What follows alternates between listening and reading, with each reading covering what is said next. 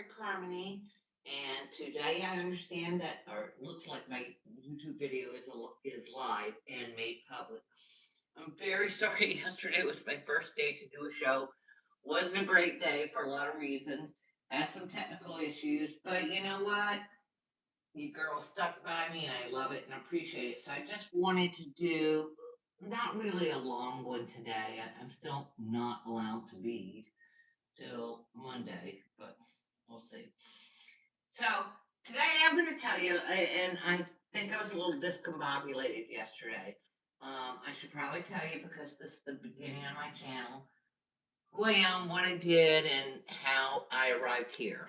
Um, I was in the car business for 30 plus years.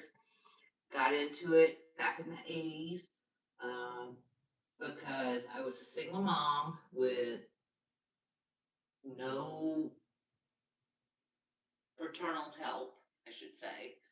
Um, I worked for my dad. I didn't have health insurance. I needed a new car. And one day, I'm looking in a Sunday paper and it said something about car sales people wanted. People, not men. Uh, Free demo, great benefits, no experience necessary, will train. So for me, that answered two of my immediate needs right there. And when you're a mom and you're responsible for kids, that's what you do. So, and I'm going to try to see if this is actually live. I guess I should have done that. Uh, Sorry, guys. I don't guess I didn't even like my own channel. That's pretty sad, isn't it?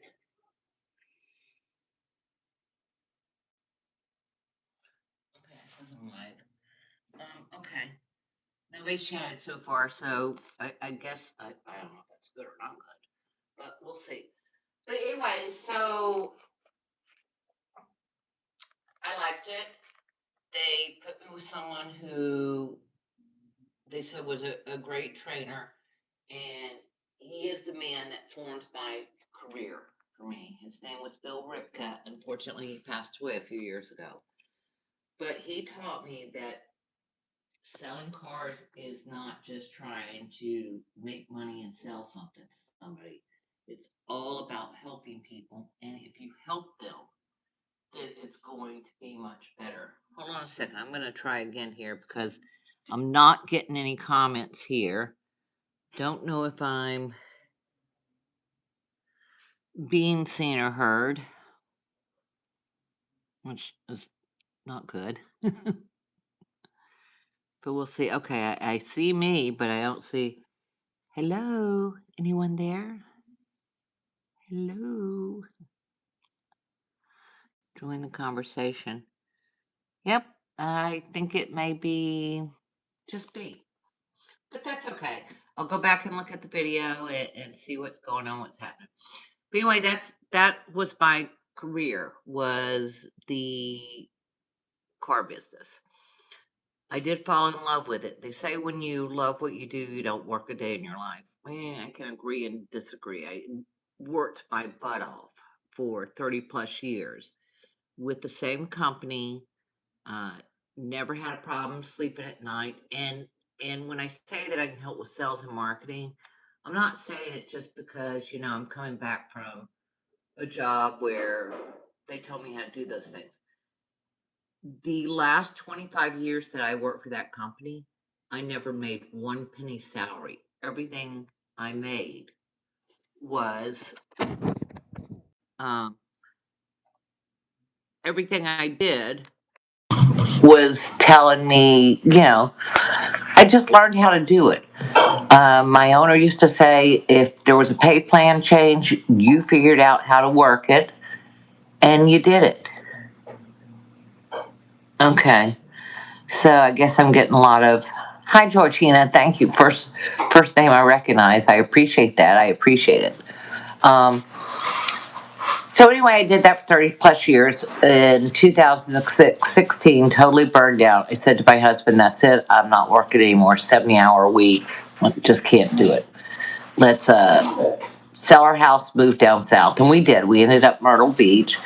when I got down here, I was going to, and I did for a while, work for a software company who, I don't know when the last time you guys went to buy a car was, but if it's been any time in the last 10 years, when you went in and you went to sign your paperwork and stuff, they should have brought out a little menu of options to tell you what the different payments and things are. I know a lot of it looks like fluff, and they're just trying to push you. I would always tell somebody if I didn't think a product was good for them, I'd say, I have to tell you about it, but I don't think it's good for you. But they are correct. They do have to tell you about it. And here's why. Because let's say that you went in and bought a car and they told you, oh, well, you should get an extended service plan and a tire plan. And they don't tell you about anything else. And you agree. Then your husband comes in to buy a car a month later and they sit him down and they say, okay, here's your base payment. Here are all of the options that are available to you and the different payment plans. If that ever happened, that's a lawsuit against the dealership. So they are required to tell you about all the things that are available. Again, we were very ethical. We did everything straight by the book. We were the first ones to make sure that we were compliant with everything. We were one of the first dealerships ever to stop selling credit life and credit disability insurance. And that happened because, and this is boring to you, I'm sure, but this is me. That happened because people would pay off loans early, but the money would go back, the refund, because most things are retroactive or prorated. Money would go back to the dealership with no acknowledgement as to whose money it was. So it would sit there in an account and nobody knew. So they stopped selling it because they didn't want to have a lawsuit against them. So anyway, moved down here, started working for the menu company. Enjoyed it, a lot of traveling. Didn't necessarily enjoy that. Ended up getting a job here. Had a heart attack, I guess, in 2017.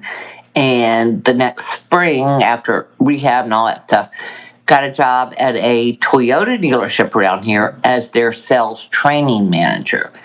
And it was kind of boring, but it was a job, and it lasted till COVID. So once COVID was done, it was done. Then I started what I really, really loved, line dancing. One of my neighbors and very good friends was a line dance instructor, and she taught me since I wasn't working then. She talked me into going in and learning with her, and I did, and I became pretty good at it. And then she decided to move away, and I ended up taking her instructor position. Took another girl who was in my class who was so good, trained her to help as well as being an instructor, and we had a blast. We did classes at the rec center. We did classes at the Y in North Myrtle Beach. We did classes at a private gym in South Myrtle Beach. We did line dance lessons every Thursday at a club, and a lot of times we had requests to do other things. Hi, Brandy. So I loved it. It was great. It made me feel good. Dancing makes me feel good. I love music. Heather says, and I think probably a lot of beady people do. Heather says that if she's not live, she's designing and doing things, the music is cranking. And I totally get that. And I love that. But the funny part is the jewelry came about because of line dancing. My girlfriend and I had gone to a dance workshop one weekend, and I noticed the one guy who was an instructor is out there selling jewelry, and he's selling these little bitty boot necklaces on a little silver chain for like $15. I'm looking at it going, I don't think that would be that hard to do. So I didn't buy one. But on the way home, my girlfriend wanted to stop at Hobby Lobby, so we did, and I go down this one aisle, and it's this beginner's Western making jewelry kit or something. So I got it, Didn't do anything with it for months. But then, when I had to have a knee replacement, I pulled it out and said, um, I'm going to try this. I had to. I couldn't do anything, and I can't sit still either. That's not me. I'm not a real good person at doing that. So I started making it. Then, as soon as I got back from my knee replacement surgery, I started having groin pain. I thought I'd pulled a muscle. Uh, by the time I went to the doctor 6 weeks later, and they did an MRI, he said, "I don't need. You can't dance anymore right now." He says, "I don't even want you walking on your feet. Your stem is so thin on your hip that I'm afraid it's going to break at any moment." So that started. That, like I said, knee replacement went great. That went the hip replacement debacle, and that ended up being almost 2 years and 9 surgeries and several different hip replacement pieces. So in all of that, I was allowed to. I couldn't sit in a regular chair because you're not supposed to break 90. So I had to sit in what I call it a high chair. They have these high top tables, and we have high top stools at the bar. Okay, but we have high top table for the kitchen and there. So I had to sit there for about a year and a half. So I ended up pulling out that little jewelry kit that I started watching things on YouTube. It was very slow and very hard for me. The first time I was watching YouTube and somebody said something about taking things out of your stash. I'm not a woman. I'm sitting here going, why are we talking about stashes on a beading show? So there's just so many things and words and that I had to learn. But I made the unfortunate mistake of every different YouTube video I watched where there was a different product or different tools and things that you could use. And every time I saw one of those, I was like, okay, I'm in. I'll buy. I'll buy. I probably have $15,000 worth of stuff that I haven't even really used because when it came down to it, I didn't need it. So here's another reason for my channel. I wanted us to kind of tie it together from beginners to share what we learned, what we're doing. I'm going to take just a second to read a couple comments. Hi, Bethy. I did. I plumb wore my body out, but it's still here and it's still going. And even though I'm not beating a lot today, I still did it. However, I did want to show you. I did a little bit this morning. I was very excited about the lariat necklace that I wanted to do. And I had said when I first mentioned this that I had found it on Jewel School.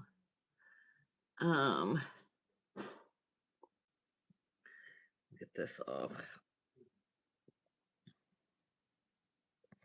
And I really liked it because this is the time of year where leather is really big and popular summertime, especially down here at the beach. What am I doing wrong? This is why we don't let people like me loose with jewelry.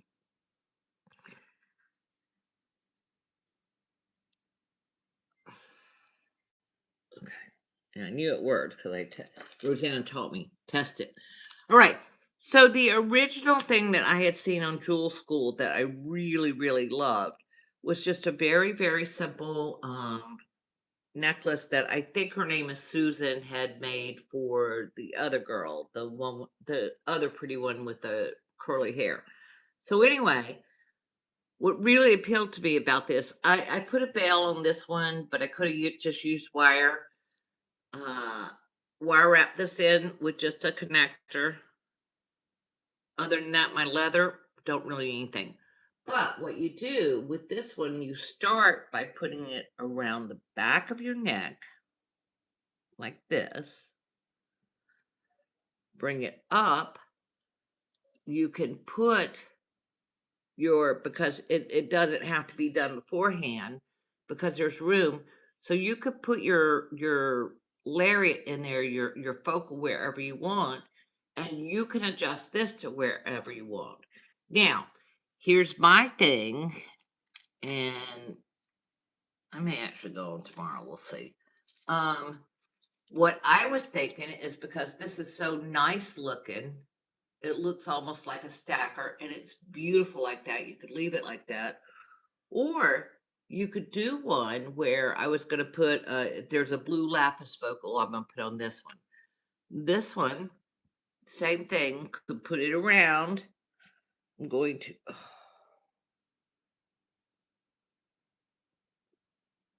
I'm going to wrap it around, and I'll put my stone on one end and the round for it to go through on the other end. Um, so my question to y'all, because I want you, if you got the leather that I have is 1/2 to 2 millimeters. I think it's mostly 2 millimeter. If you have any large hole beads that are smaller, a focal of some sort, uh, 32 inches of leather, like I said, 2 millimeter would be perfect. Uh, some wires, decide your color combinations. So you have the wire to wrap it with and the connector. And on Monday, and probably on in Rosanna's garden, or we could do it here. It doesn't matter. I could do it both places, I guess. It doesn't matter. What I would like to do is for us to take the things that we have done, make the necklaces together, and then I really, really want us to post what's up there. I just think these necklaces are very inexpensive, very chic, very modern. I mean, that's cool. It's going to catch somebody's attention. And like I say, you can adjust it too. You can make it longer if you wanted to. You could make it tighter if you wanted to. You could probably wrap it around 2 or 3 times. So thank you to Jewel School for that original idea. I kind of told y'all who I am, what I am. Best Perfect Harmony came from when I first started making jewelry. I was shocked at how affordable really pretty stones and crystals were to us. I always bought them in expensive jewelry stores. So my tagline, the name kind of came from the tagline because my tagline was where quality and affordability go hand in hand. And that's what I believe in. That's what I want. I know that we, as we get older, may not wear as much jewelry. Some of us do, some of us don't. But that's why we have to start thinking if we want to sell, who is our audience? What do they want? I would suggest if you're doing a craft or an art show, make some really cheap earrings and say, especially to young girls. Say, hey, do me a favor, just answer a couple of questions on this survey. You don't have to give me your information if you don't want to, and I'll give you a free gift. And give them a pair of earrings that cost you 75 cents to make, and they'll love it. But that could help you figure out who your audience is because once again it's not what we want, and that's been a little bit of a tough lesson for me. It's what our market demands and what they want. So I am going to, once again, this was going to be a short one just to apologize for my crappy first day by making it private. Not happy, obviously, that I have the issue going on right now, but it's worth it for me to take a few days to hopefully not have to go through anything worse. I love you, ladies. I appreciate you.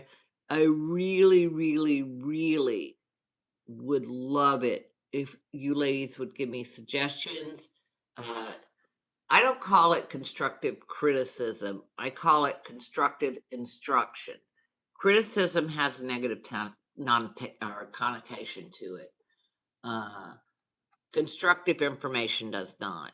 And that's why I want to do this. That's why I'm glad that you girls are with me to begin with, because I want people I trust and who I know actually do care about this community to help me figure out how to make this the best. It is going to be a combination of beading, learning about our pride, doing some marketing things, maybe covering tools. It's all about what y'all want to do. I'm not monetized. I'm sure I never will be. I don't have to worry about any of that stuff. I just want to worry about us learning how to do things together because I think we can all improve each other. So anyway, a very short live, but again, Monday I'm gonna come busted out beating, so let's get ready for that. I love you ladies. I am gonna do one more thing. I'm gonna turn you down one more time because I want to ask you some opinions here. Hold on.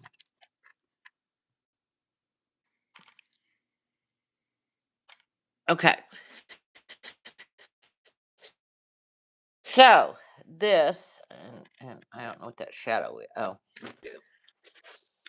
this is something, a piece of jewelry that I've had since the 70s. I took the necklace apart. I've been saving this focal for probably 2.5 years now. Has just a simple hole in the back, but it also has a channel that you can run something through.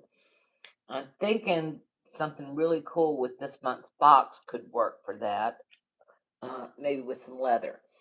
The other thing, and this has nothing to do with bargain bead box, but this, actually, it probably does because I think I got this from there. But it could be a couple of years old. But I haven't done anything with it. Now, this is some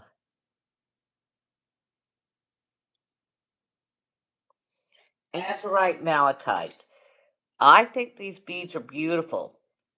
Could they stand on their own with maybe just some fancy wire work in between? Do we put bigger beads in there? Do we just totally scrap this and go with something else? Again, I want your opinions, please, because that makes us all stretch ourselves. So, anyway, love you all. Hope you have a great weekend. I may just pop on and do a live. I don't know. I do apologize again that I don't know how it got to be private, but it is. And I love y'all. I'll talk to you later. Hopefully I'll see a lot of you later on Becky and Jenny's tonight at 11:30 for all of us who normally can't sleep. Good night. Goodbye. Good afternoon. Goodbye.